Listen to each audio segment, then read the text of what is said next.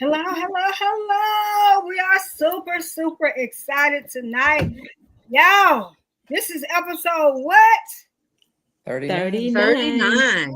Can y'all believe it? 39. Y'all, we are coming up on almost a year. We're super, super excited. So, anyways, my name is Renette, aka the Next Level Chick. I'm Latoya, your CEO partner. I'm simply Tammy, your inspirational coach. I am Coach Gail Benson, your certified master life coach. Yes, and we also have a special guest. As you can see, we are super, super ignited and excited to have the Taurea Avant here. Let me talk about this. Okay, so on this episode of Spicy Season Sisters, we sit down with the powerhouse entrepreneur, author, and success coach, Taurea Avant, to explore the truth that your story doesn't expire with age. It gets richer, it gets deeper, and it gets more powerful. Women over 40 carry a lifetime of wisdom, experiences, and lessons. Taurea is going to show us how to transform those stories into books, businesses, and legacies. And together tonight, we'll uncover why now is the perfect time to share your story, how to push past that fear and that doubt so you're not stale, stuck, and stagnant, and you learn how to turn your passion into purpose and profit.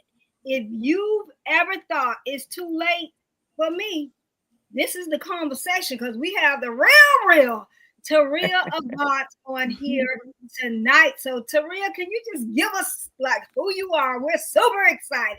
Oh my goodness. Well, spicy season sisters. What's going on, y'all? Hey, Taurea. Hey y'all. I'm so grateful to be here.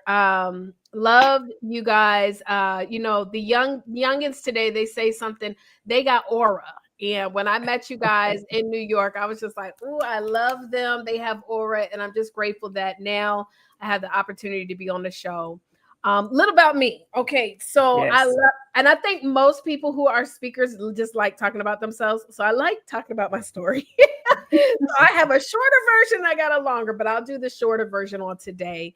Originally from Virginia, parents were in the Air Force, went to the illustrious Hampton University, which today actually got shut down because people out here being crazy. Another conversation, but went to college. But all through my years from college until about, I want to say maybe like about 22-ish, 22, 23, I always wanted to be an entrepreneur.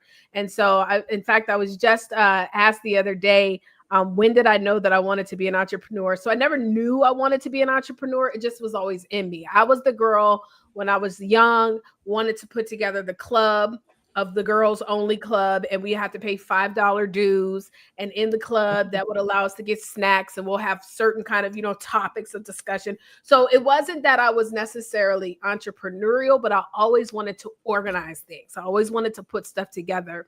And in fact, I like to actually give a lot of credit to my father, because my father was one who also did the same thing. Now at 11 years of age, my mother passed away from cirrhosis of the liver. And so if anybody knows what that means, it means that she was a woman who suffered with alcoholism.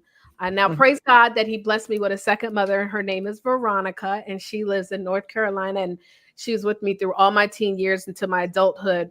But my mom, who passed away, which is, y'all, it's crazy because even at 44, I remember it like yesterday, when God called her home. But she dealt with cirrhosis of the liver, which ultimately took her. And so if you know, that means that it was a lot of drinking.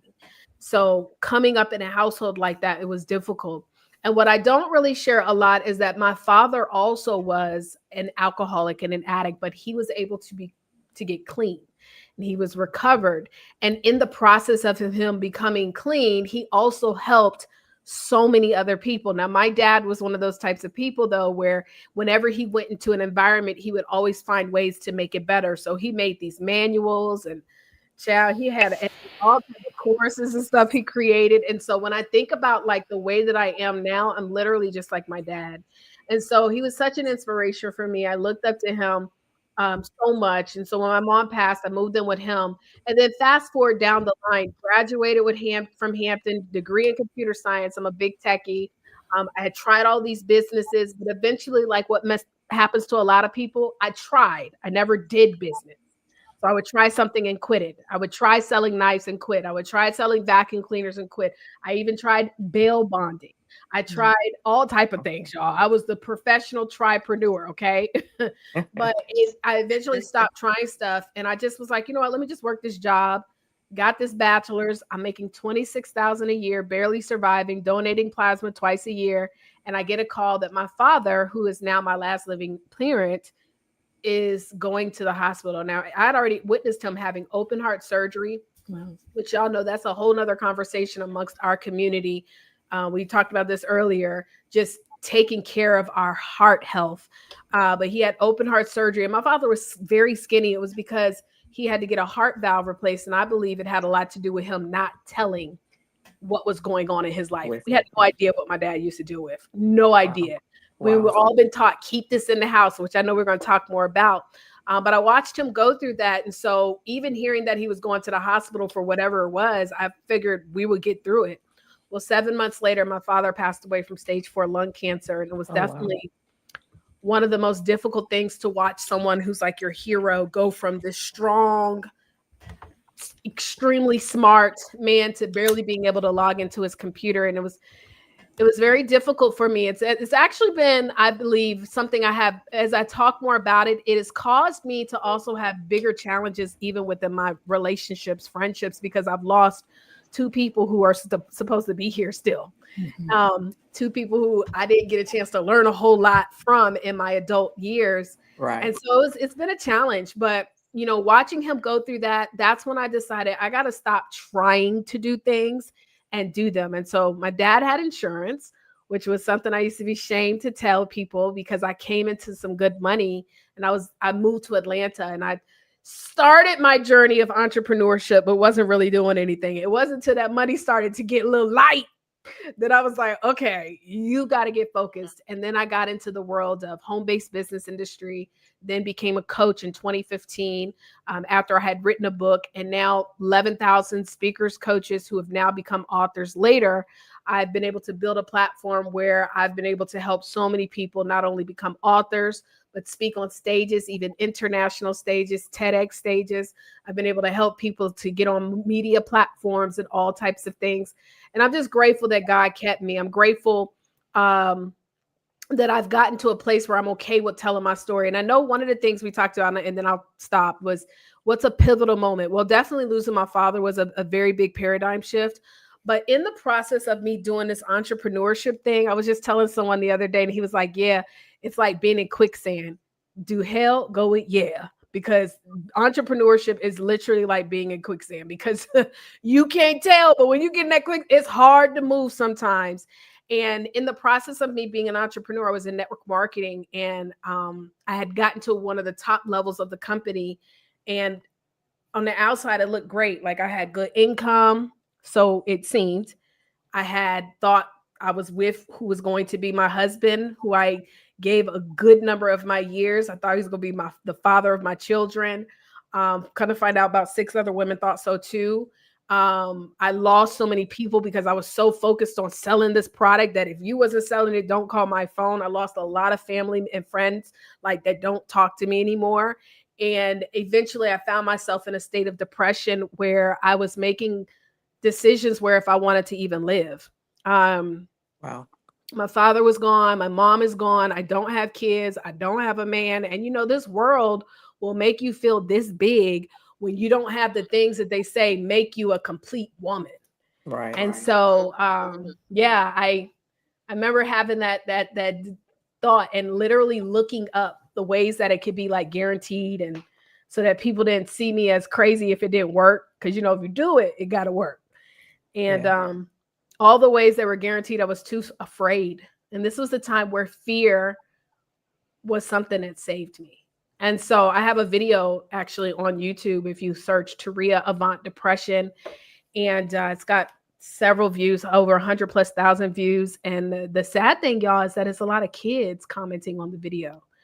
But ever at that moment, that's when I decided to stop living as if everything is perfect.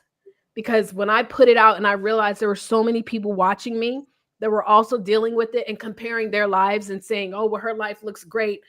Why do I deserve to even ... Oh, no, baby. It's quicksand. It's quicksand out this mug every day that I wake up. And so I just choose to be myself, and I found happiness in doing that. So thank you for allowing me to share. Nice. That was really powerful. That was so powerful. And if y'all saw or heard her, she has pushed out 11,000 authors. That is huge. So, Taurea, with that being said, you have helped those thousands become published authors and entrepreneurs. But as you tell your story and going through the depression, you were able to get back up. And so when you first started getting back up, tell us kind of how that went. It was hard. I remember I had went to what church was that? It was one of the churches out here. And y'all, it was so tough. So, okay. So what it looked like is I would go to do these hotel meetings every day. At the time, I had a beautiful townhome in Buckhead, Atlanta, Georgia. And so I would go do the meetings and then come home and get straight to the bed. At the time, my drink of choice was red wine, Menage a Trois. That was like my favorite red wine. That's all I drank. Yes. And tissues and pizza. That's literally it. And it wasn't until, and I always, she's very non-confrontational. This is my sister. Her name is Monica. And we were staying together at the time. And I'll never forget, y'all, because when you go through depression, sometimes you don't even realize, like, you could be functionally depressive, right? Mm-hmm. So I was too scared to make a decision to no longer be here. And so I knew that what am I going to do? And so one day I'm in the bed and Monica opens the door and she's like, Taurea. And mind you, she's very non-confrontational. She don't want to talk about nothing other than the sun is shining and the rainbows and things like that. And she's like, Taurea, you really got to get out of the bed. And when she told that, it broke my heart. It broke my heart because for her to tell me that, I had to be spiraling. So at that moment, we were like, okay, what are we going to do? So I remember going to church one time, y'all. And I have some churches, they have it where you can go up there and pray. So I went up there to go pray. And when I tell you a sister broke down, when I looked up, the lady was so scared. It's funny to me now. It wasn't funny then. But the look on her face was like, girl, you need some help. And I did. And so because at that moment I was ready to get out of this slump. I didn't want to be in that anymore. I didn't want to feel that. And by the way, y'all, depression is something that will continue to keep on trying to creep in, the devil.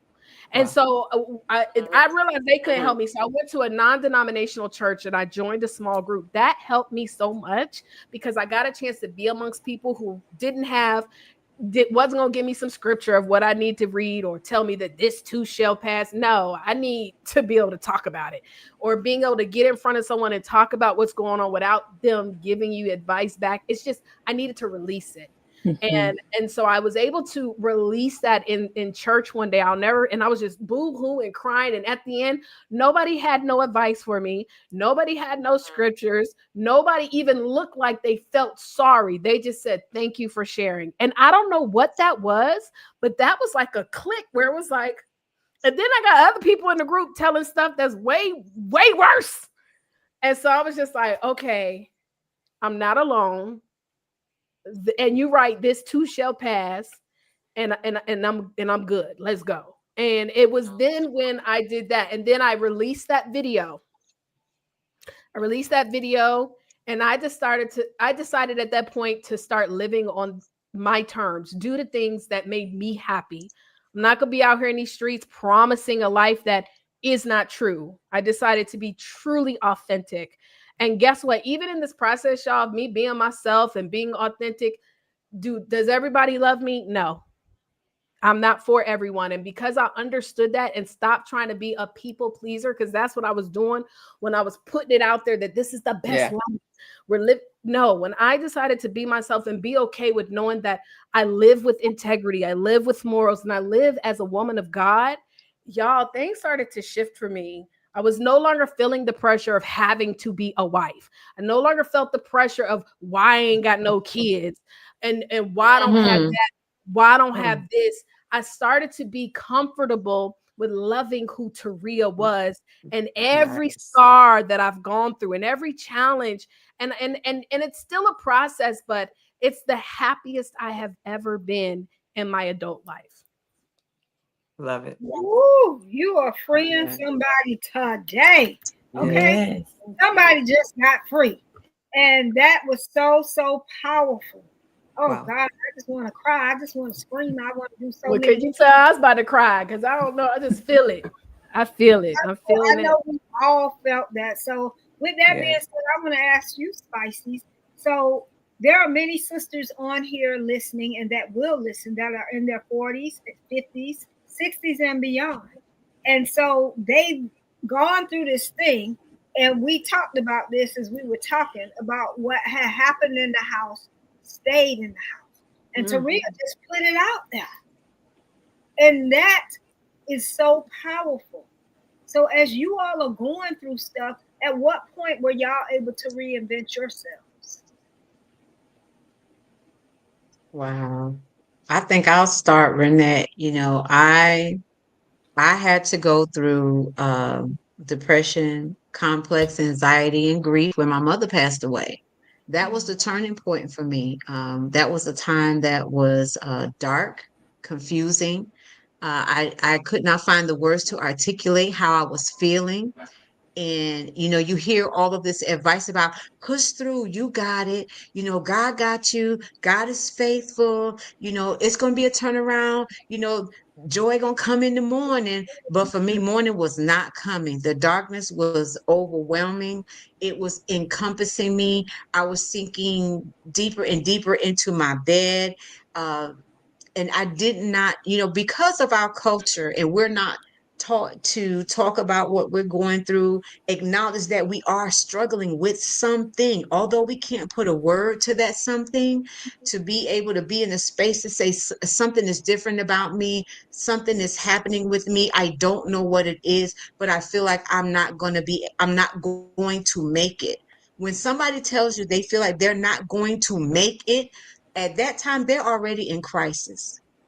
When I finally got here, I was in crisis. And the turning point for me was when I went through a 14-week group therapy program, you know, and as much as I didn't want to be there, it helped me. But even in the process and graduating, I still ended up having a heart attack because the stress of it all, not being able to properly apply tools that I was learning, and I was so far gone when I finished that, and God brought me through that season. And I thank God because I had just gave up. I admittedly will tell you, I welcomed it. All I wanted was to see my mother again. All I kept saying is, I just want to see my mom. I just want my mom. I just let my mama come and get me. But the problem was that wasn't the journey. God took me through that, gave me enough strength to be consistent, get the help that I need. Had not just no family members was around because nobody even knew what I was going through because I was afraid to tell them that I was going through divorce. My husband was leaving me. My marriage was falling apart. I felt like I was losing my mind. I couldn't function without my mother. All these things that I felt ashamed of was building my story to help other people. The things that I was hiding from was the thing that God used to present me to help other people. So that was a turning point for me. And I will encourage anyone is that the things that you hide from and the things that you're ashamed of, baby, there is power in the transparency of your story. And there is a community of people that are waiting for you to get their breakthrough. Amen, amen. And you said it, and Taurea was saying it earlier of how we don't want to always tell a story. And we're going to talk about that in a minute because our stories are so powerful. But I want to tell me and Toya. Oh boy. Boy. I gotta Toya go right now. So for me, it was about 22, 23 years ago when I was dealing with postpartum depression. And at the time, I didn't know what it was. I just knew that I felt different, but I felt like I was still expected to perform and do the things that I had always done, right? Like Gail said, we were taught to push through. And so I didn't know what it was. I just knew that something was different and I needed to talk to somebody really quickly. So the turning point was understanding that it's okay to not be okay sometimes, but we have to identify that we need help and to seek the proper help to help push us through to the next level, understand kind of what's going on so that we know how to overcome or deal, cope, heal, from those situations. So at the time, it didn't have a name to me. Of course, postpartum depression has been out there, but it wasn't something, that I was used to. People that I was around talked about.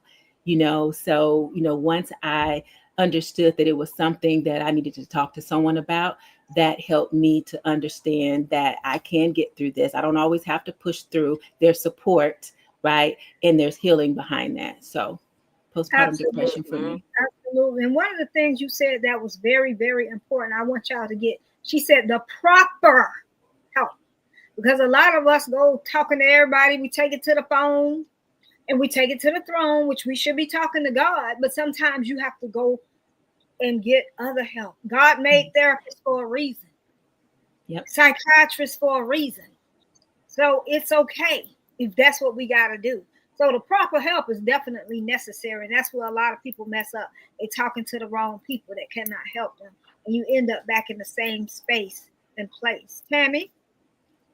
Well, Burnett, it runs deep, after coming out of a 35-year marriage, and having to be on my own after, you're with your parents, you're with mom, you get married, and you're with your husband. I never had a sense of self, and through that time, I just could not figure out why. And I felt like I was this good person, but all this stuff would happen to me. And it's not until 2024, February of 2024, that I had my breakdown. And realizing that I didn't deal with my mom's death in 2008, having to deal with the fact that I had a gun put to my head for no reason, having to deal with all kinds of stuff that I just couldn't figure out why. Why was it happening to me? But in February of 2024, I had my breakdown. And I shared with this Gail yesterday, and we were speaking. I was just here at home and I just broke down and I was screaming and crying. And that is when I finished, I was laid out on the couch, just drenching in sweat, breathing hard. And it was after that moment that I realized I couldn't go down.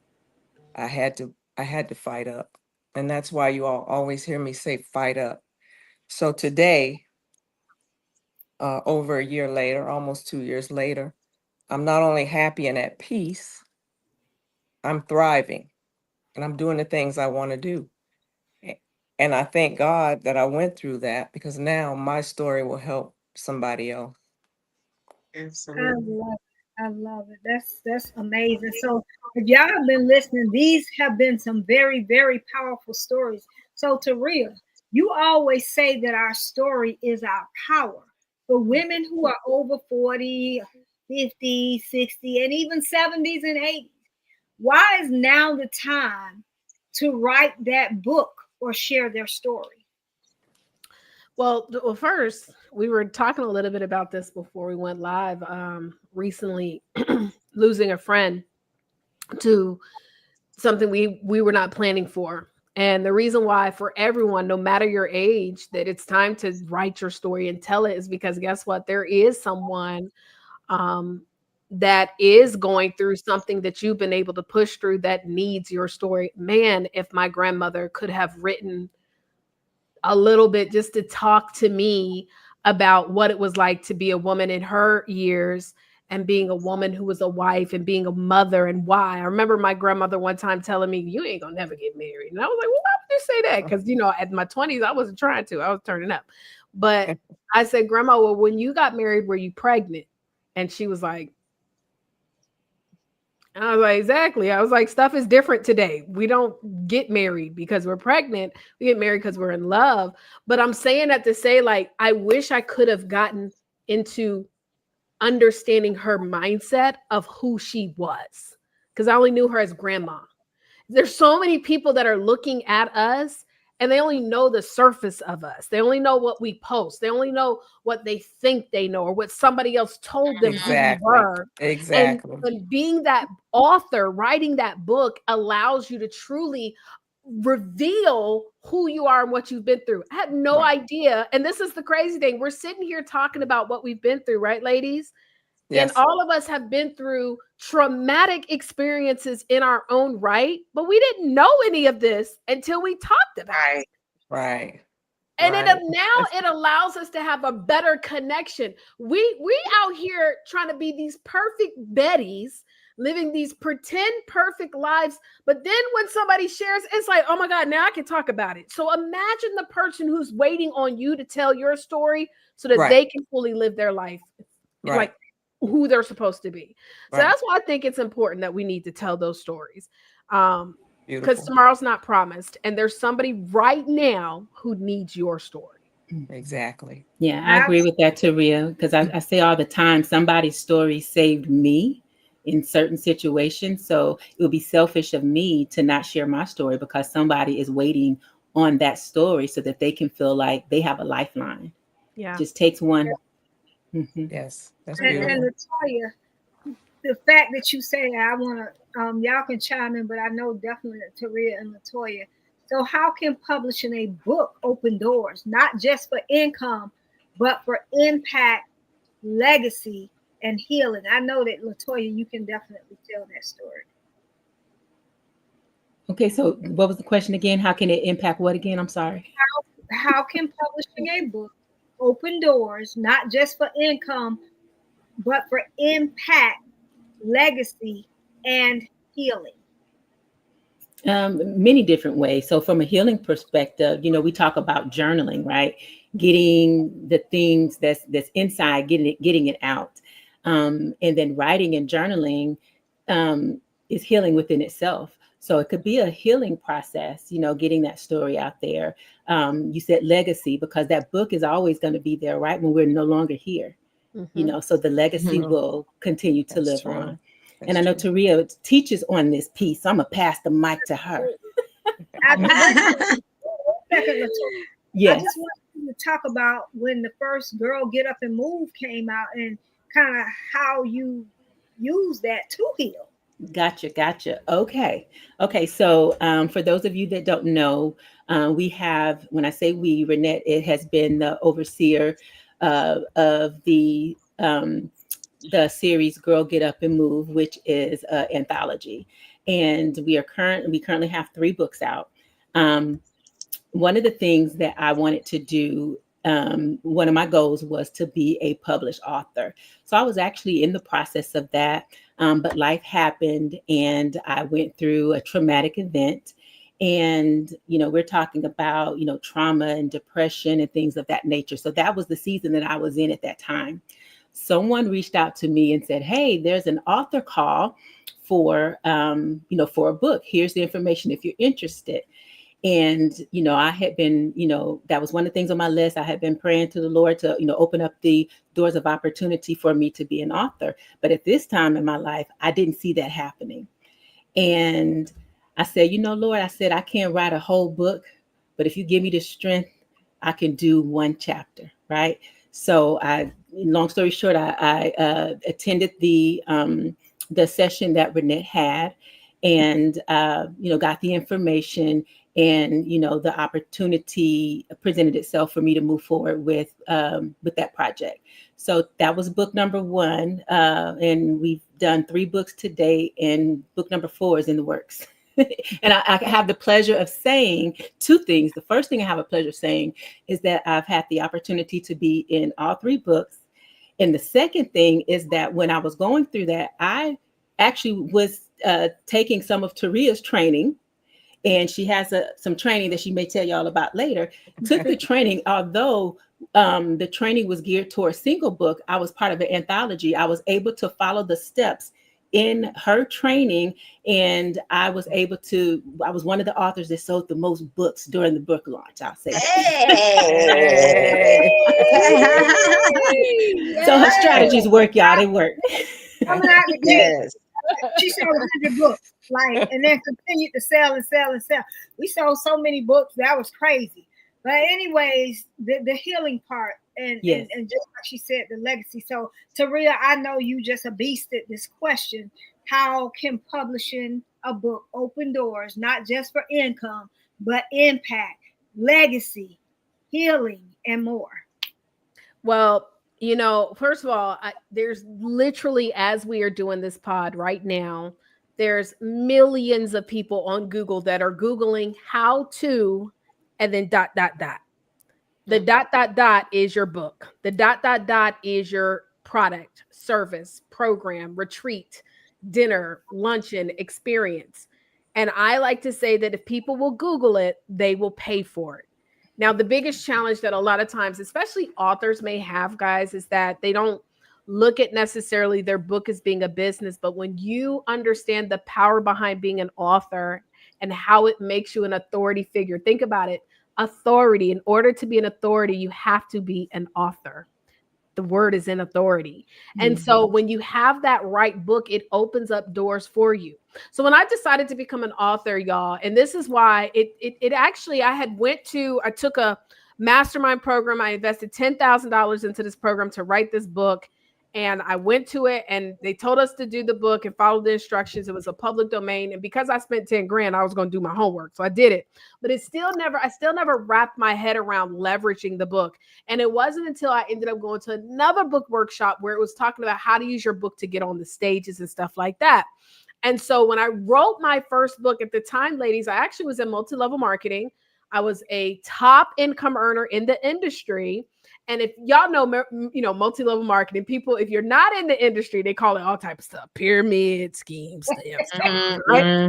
And so I was selling coffee, which I still drink the coffee to this day. So I had sat down with this guy that I met when I first moved to Atlanta, who was a lawyer. And when I told him that I was selling coffee, at first he thought it was like I had my own coffee. And I was like, oh, no, I'm a distributor. And then I explained to him how it went. Y'all, I might as well have told him I was selling drugs, because maybe he was done. He was like, oh, Lord, it's one of them things. I don't even want to talk to her no more. And so I realized he didn't respect me as a businesswoman. Even though in order to make 6 figures, like in network marketing, you got to have some business acumen, right? So that's when I realized, okay, how can I gain some respect in this space? How can I be able to position myself as a true businesswoman? That's when I wrote my book, y'all. And when I wrote the book was initially, I'm trying to say, oh, here it is. Now it used to be called A Vision of Freedom. So this is the book, but I changed it to a 6-figure vision when I got out of multi-level marketing. But it was A Vision of Freedom, how to live the life of your dreams. Because on that one, I have like my picture on the front. And I thought, your first book, you always got to have your picture on the front. Whether you want it or not, it don't matter. But I took it off. But I wrote that book and I started to pitch myself. And I had real estate organizations saying, hey, can you come in and teach goal setting? I had a bridal organization. Now, remember, y'all, a couple years before, I just broke up with who I thought was going to be my husband. So I don't know nothing about bridals, right? Being one, setting a marriage, none of that. But I know about vision boards. They hired me to come teach about vision boards. I had another, the BNI meetings. Before, when I would go to the BNIs, they would never let me come up and speak because they know I was going to get in there trying to pitch some network marketing. But now all of a sudden, because I've written this book that talks about mentorship, goal setting, attacking your fears, I've now become an authority figure in the space of personal development.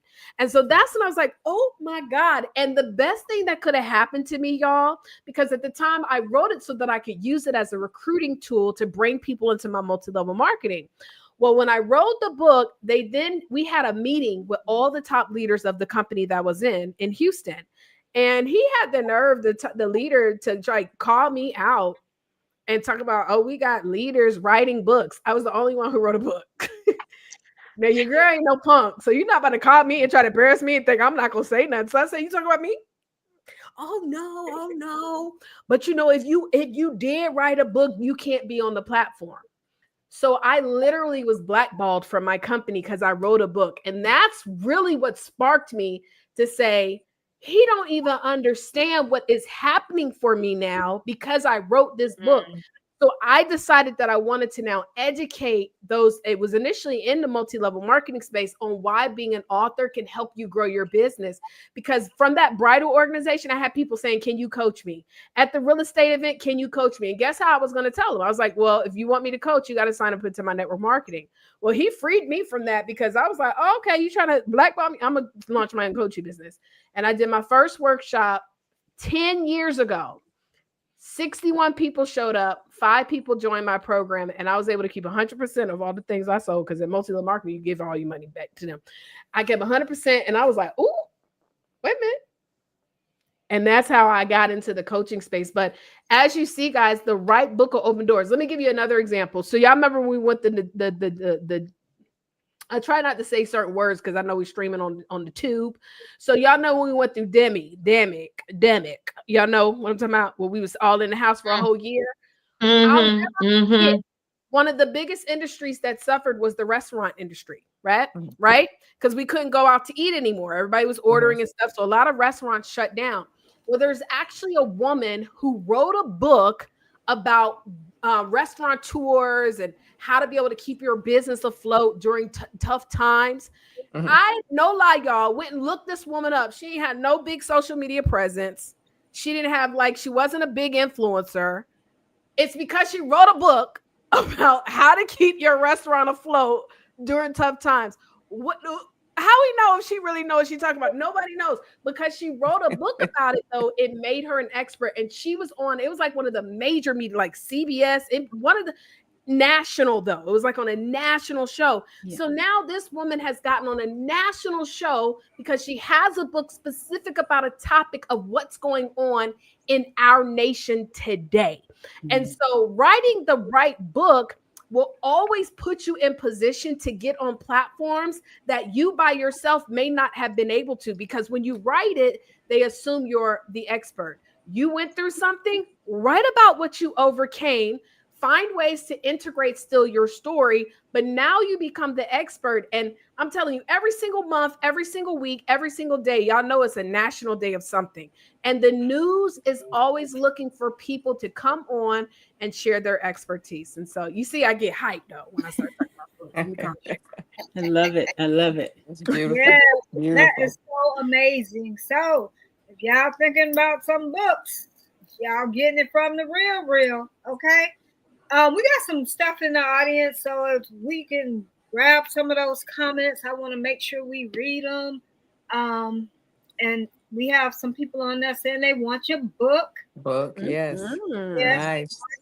Writing your book is positioning, which we know. She just showed us how you can position yourself. If you have been through something, you can write a book about it. And all of us have. The smallest things too, y'all. By the way, like we're waiting for, because all of us have these stories that it's like, well, somebody might be watching and say, well, my story ain't that deep. Okay, but who did you overcome a breakup? It's people Googling that right now. Maybe you have a child that's neurodivergent. I think every other kid got ADHD. I know I got it. Hello. Why don't you write a book about that? It's literally a community of people with neurodivergent children and a parent. How do I know? Because we have a member of BPC who she started niching down to that space. And oh my God, they're inviting her to come and speak on all these platforms. And so you might know, y'all remember, it was a reality show with these two ladies that were professional organizers, not cleaners. They come in and organize your house. They built $1 million business off of organization and then created a reality show. What if you wrote a book about, let me show you how to organize your house for I need them. Hello? So me too. That's not my gift.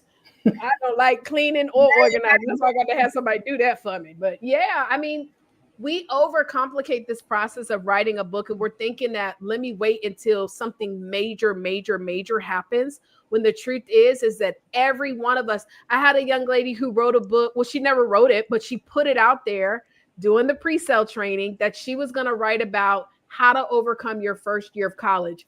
Put it out there. Two high schools asked her to come and speak that had over 500 students plus that they wanted her to speak in front of. So it's the opportunities are limitless. You just got to pick one space of what God has put you through. You know the story in the Bible where it talks about the talents. Mm-hmm. And you have nobody ever thought about it though, where you have the one person who had the one talents. I always get the numbers messed up. Is it 1 talent, 2 talents, and 5 talents? And the 5 and the 2, they doubled them. Y'all know what I'm saying. It's 2 people that doubled them. Right. But nobody ever thinks about, well, how did they double it? Right. They doubled it because of their experiences that they went through. Like, y'all ever notice we never even dig deep into what was the mentality of the one person who had the one talent who did not go and do what the other 2 did? And a lot of the reasons why reasons why somebody's able to grow something is because they use what they have experienced. Yeah. Mm-hmm. And so if y'all can take one of your experiences and get laser focused on it and make that your brand, make that what you do, and don't let nobody waver you off. I've been doing this for 10 years in the book space. You think I haven't had people come to me and tell me you need to do this? And how many network marketers have said this is the next best product, Taurea? And hey, why don't you teach on this? I had a friend who was like, you need to show people how to set up technology. That's not what I want to do. So yeah. Yeah, stay in your space. Well, you kind of answered my next question, was when it is people that feel like my story isn't big enough, it's not flashy enough, it's not spicy enough, it's not even worth telling. And you just said what I was getting ready to ask. So you just answered that question. So if you're sitting back thinking, I'm not enough, it's not enough, baby, that's a whole lie. You have more than enough. It happened to you. And we know it happens to us, but it happens for us to share it out. And so that's what we don't do. We keep it to ourselves. And that's one thing we talked about, that we are so stuck in what had happened in the house that this age, 40, 50, especially 45 and up, it's like a lost generation because you haven't stepped out there to really let yourself go and know that, you know what, I got this inside of me. You're keeping it to yourself. And so you're keeping somebody from their destiny. It's time for you to step up and step out, y'all. And you're tonight to tell y'all that. So as saying that, I want to ask this to you all. We speak about mindset here. Taurea speaks about mindset when she's teaching books. What is one mindset shift that every woman 40 plus needs to step into her next level? I'm going to ask again. What is one mindset shift that every woman 40 plus, 40, 50, 60, 70, 80 need to step into their next level? Wow. Belief in self. Belief in yourself. Just have belief in yourself. Let go of that fear. That's good. Yeah. And I'm gonna go back to, kind of what you just said, Renee, because it kind of stuck out to me, is that I am enough and you are enough. Right. Yes. Mm-hmm. Y'all Mhm. killing the game tonight. Y'all killing the game.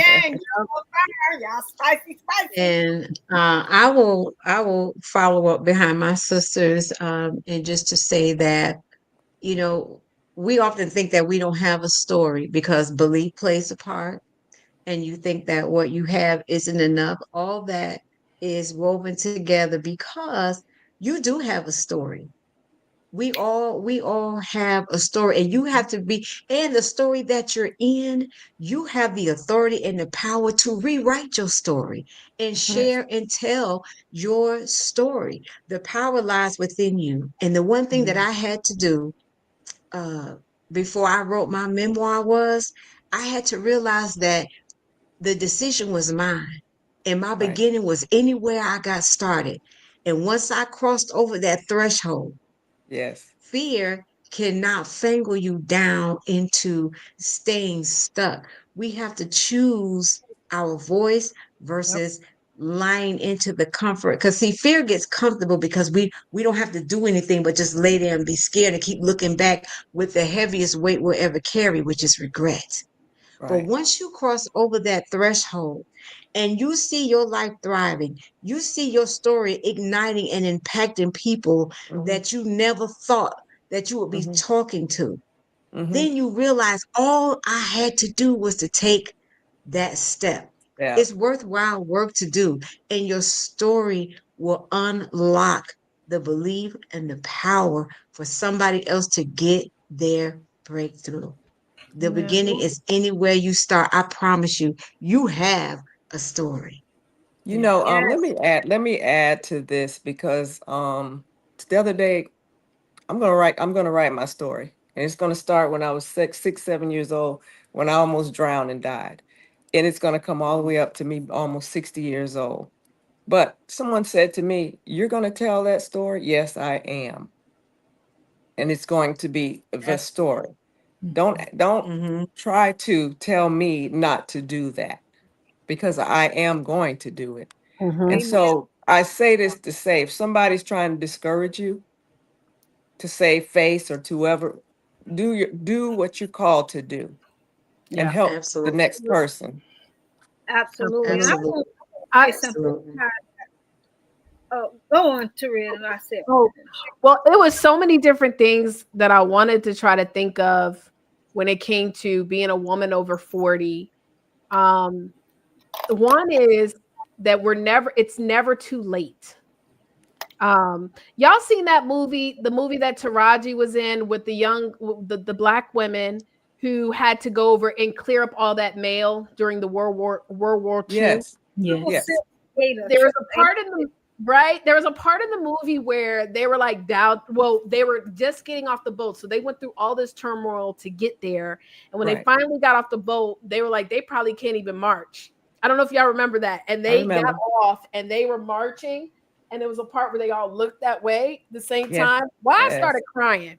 I started Yes. crying because there's so many people who will always try to doubt you for their lack and in inabilities. See, all these months prior, Exactly. they couldn't find someone to do the work and do it the right way. I'm leading Mhm. up to a reason, because all of my spicy sisters that are watching, y'all know God gave us some gifts that Yes. only us as women. Colonel Sanders, the founder of KFC, did not find KFC until he was 65 years young. Yes. So when we think that, oh my goodness, it's over for me. What? And he didn't have internet. He didn't have He social media. He didn't. just had some Right. chicken. You know what I'm saying? And he didn't got and KFC has built a legacy. Yes. I haven't ate there in a long, long time because I prefer Popeyes myself. But there's just so much. What? Somebody say, them We got Popeyes. a KFC fan on here. We got a KFC fan. Oh no, ma'am. I'm sorry. They cannot beat Popeyes with them biscuits and that chicken breast, spicy chicken breast. What are we talking now? I'm Y'all about to go get forgive me. some. I'm not gonna Y'all get got after y'all got that the though. duke it out between KFC and Popeye. I go Lord. to both, so I But go to both. yeah, I want to say it's never too late. But I also want to just jump on to what y'all are saying too, in alignment that like everything we have been through, there's a purpose in that. And it only it takes one person to impact a person and make a decision to be the president. Mm-hmm. And that could be you. You know, it takes one person to make a decision. She's going to be the founder of the next technology to change Black women's hair. And because you shared your story, that could be you. And so I'm just a big believer. And I love what you said, you know, because what happens to us is not to us, it's for us. And I just know that for a fact. Every single day that God has us up and walking on this earth, we're here to be disciples, to show how God has impacted our lives in ways. And the only way that we can do that is we got to get up and get to work. So every day he's given us, yes, it might be hard on some days. This week, it felt like I was going through quicksand all week. But I had to still keep getting up to do the work so that I can be a testimony for the test that God has put me through. So that's all I wanted to add in. Well. Yes. Yeah. Love it. I love it. Yes. I would say this. So a lot of people, y'all are watching and you just want all these things. You want the glory. But you see how they got to the glory? They've been through a story. You gotta have a story to get to that glory. It don't just have to be poof magic, because then your story is not really built like it needs to be built. Right. It's like building that house on the sand instead of building it brick by brick, brick by brick. And all of them have told stories. Stories is what bring the glory, because you got to get some things. You got to go through some valley seasons. You got to go through some mountains. And so because you have the wisdom, because you've had the time, because you have the knowledge now, you seasoned, you spicy. And so because you have all of this going on, that's why you should tell your story. Mm-hmm. Because it matters. And it's going to help somebody. So to sit and think that, no, I ain't going to tell my story. It was just too embarrassing. And I've heard so many people say, well, and I've said it myself. Let me be honest. I don't want to tell the story right now. I got to wait till they dead. No. It's your truth. It's your truth. It's your truth. Can't nobody tell you that your truth is not your truth. And if you decided to be in my truth, that's your fault. I'm serious. Like, we gotta stop protecting. I'm sick of it. Let's stop protecting stuff that's causing these I agree. Traumas that get passed down through breaking generational curses. We don't want to talk about the stuff. Yep. No, you made a decision to be a part of my truth, and I'm telling it. Right. Yeah. Yeah.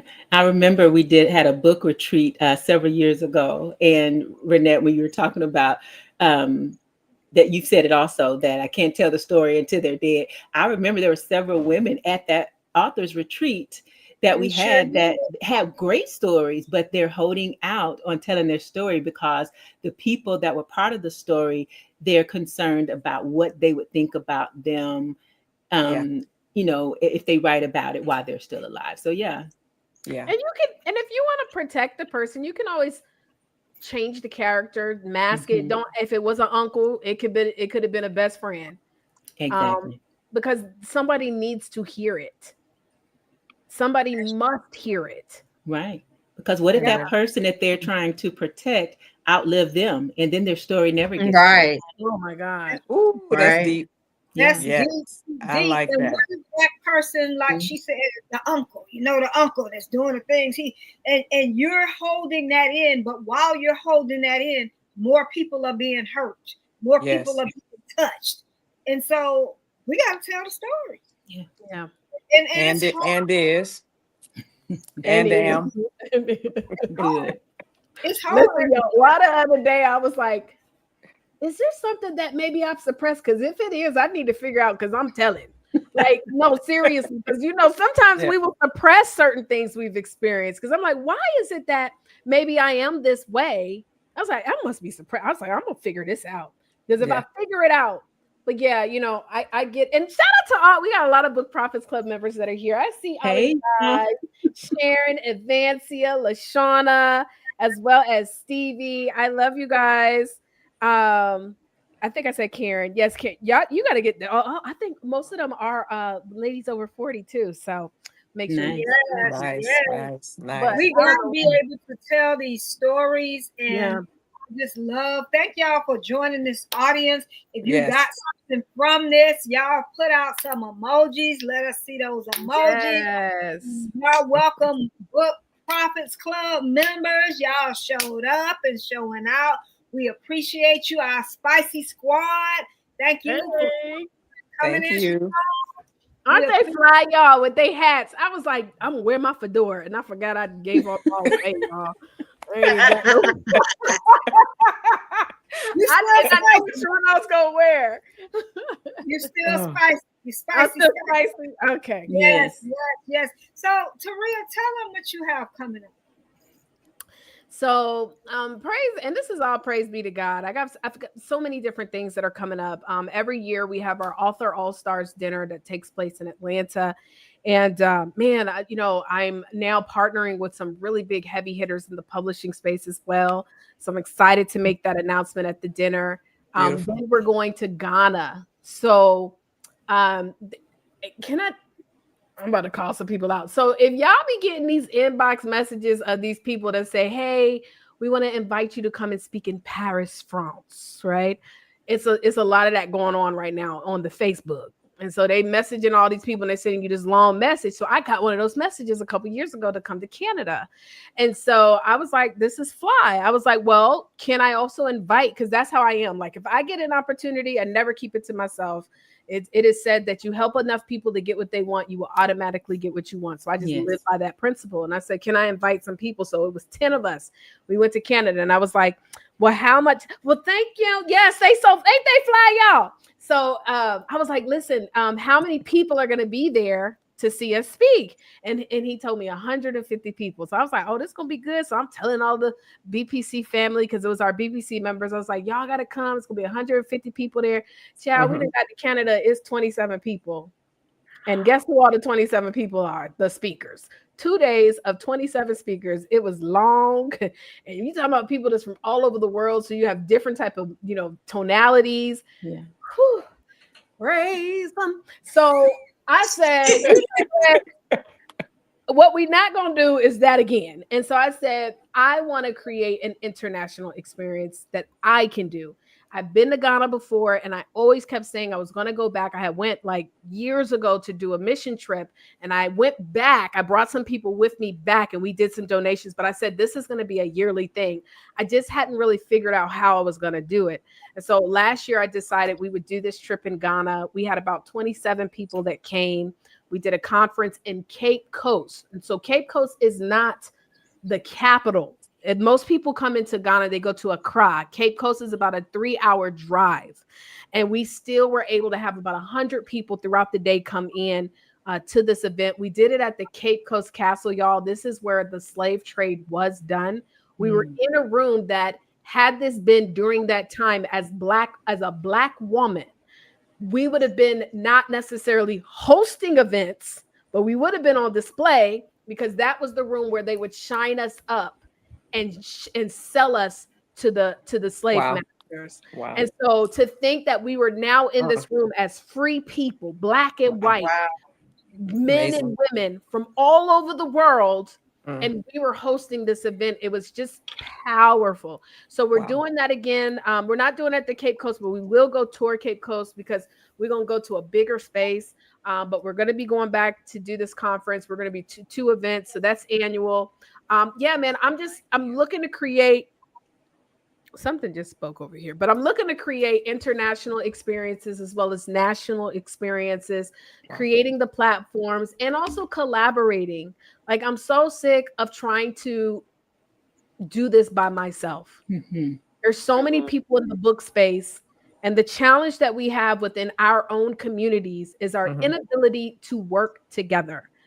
What we do is we'll see a person doing something and we say, and I even had a situation recently where somebody was like, well, the people that I'm referring, they don't see this, they don't see that. And I think I'm gonna just create my own. And I was like, well, why don't you get with the person and tell them, this is what I'm seeing that there is not available. Can you make that available? And let me stay focused over here. And I'm going to give you the feedback so that you can improve and we can still work together. But what we do is we say, forget about it. I'll just create my own. And I'm sick of it. You got other nationalities that will say, this is my strength. This is my strength. Let's put it together. By ourselves, I can impact 1,000, but together, two people together impacting 1,000 turns into 10,000. Yes. And I'm being more vocal on us learning to work together as a community. And I feel like you don't complain about a thing, you create a solution. And you have to be just like how we sweep a lot of stuff under the rug of what took place in our house.